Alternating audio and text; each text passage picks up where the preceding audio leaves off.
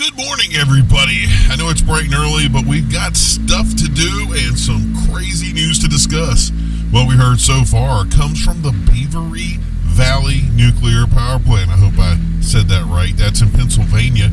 With the first signs of trouble started when a bunch of night workers didn't show up for their shifts. During the night, a group of individuals were amassing at one of the eastmost fences and pulling at them. Thankfully, not entering the power plant itself proper. The power plant went into lockdown and security was dispatched to deal with the threat, but the individuals wouldn't listen to commands. And what's worse is more worse seeming to show up. One eyewitness was counting 20 to 30 individuals, but stated there could have even been more. When local police didn't respond, it took an hour for state police to arrive, at which point the individuals were well within the gates. The troopers immediately identified them as victims of the so-called PACE virus, and they were unfortunately shot and killed. One person said that an attacker was shot close to 20 times before he stopped moving. I mean, this is horrifying that there was any loss of life in general, but what this does to a person in general is insane. Thankfully, there was no damage to the power plant, but it's clear that they lost individuals in this attack, and although the numbers have not been released yet, we're afraid that it might be very high. Police investigating the scene stated they found multiple bodies in the parking lot shared with the Whistler family cemetery. Some people appeared to be devoured. This put Midland and Shippingport into lockdown to see the reach of infected, going from house to house to determine the safety of every individual involved. No word if they turned up any more or additional infected, but they did give the all clear around 7 a.m. this morning. Multiple people were sent to the hospital with injuries from falls, cuts, and unfortunately bite wounds. This is just completely confusing to me though, because it really begs, how did these people get infected?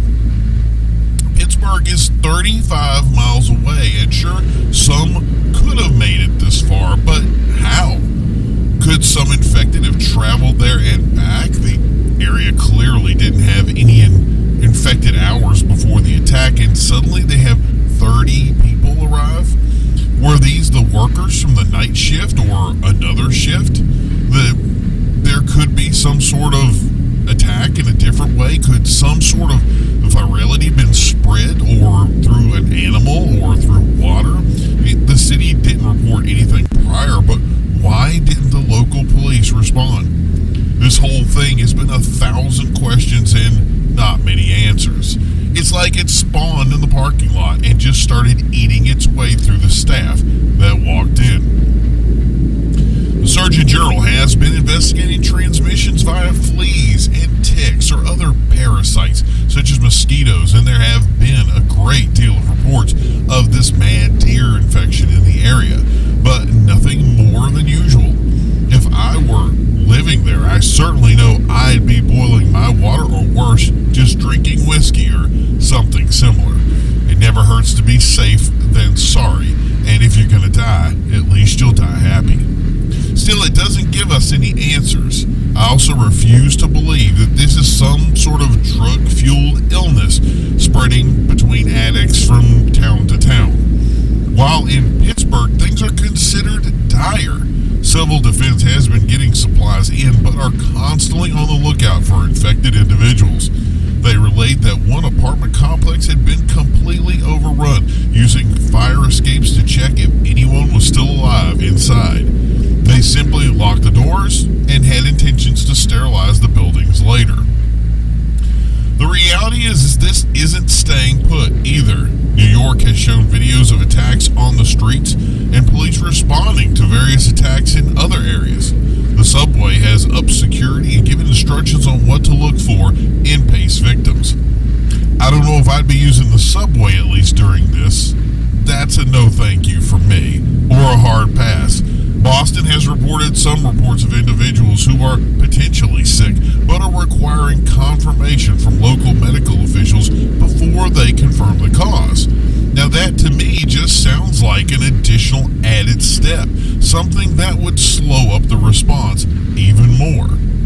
I mean, I think it's pretty clear if someone is infected, correct? Or at least the basic training that it would require to know. Maybe in some of these conditions, they are requiring people who understand what it would be to spot a person who is infected by PACE. We don't have all the answers, and that's one of the problems that we're looking into. There's already been reports this has spread across the world, designating that this truly is a pandemic. We're pretty sure that's a guess, though. We don't know the true scope of what's going on. China has said nothing is going on. They deny any existence of PACE within their borders, even though we are seeing different reports and from time to time a video leaking through the China border. Russia just basically says no comment, but have attacked towns within their own country. The UK has upped their security, but officials there are asking for clarity on what to look for. They started screening people with fevers, etc., but when that didn't result in much, they simply let everyone through. France has basically scoffed at this effort, saying they plan to do nothing. Those same countries have said they stand ready to assist in the effort should the need arise in the US. But if this comes to Europe, we're pretty sure it's coming from the East.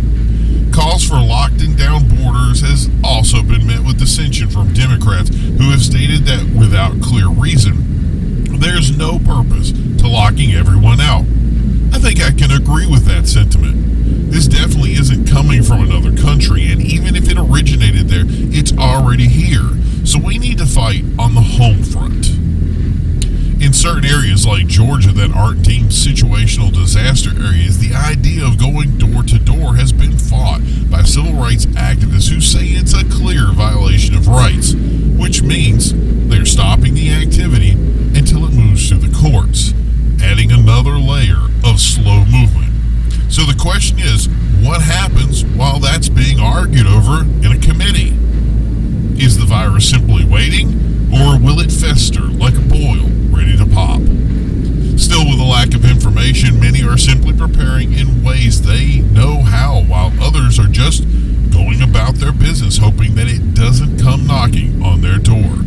The pictures and videos of social media are horrifying, so we wish anyone in these areas the best of luck and know that there are safe places to go, even if you start having an issue, so you aren't stuck. We're hearing that shelters sales have gone through the roof, so everyone is taking action to protect themselves. Heck, I may be even move into a log cabin somewhere. Who knows? That's really all we can do anyway. It looks like our fate rests in the hands of the CDC.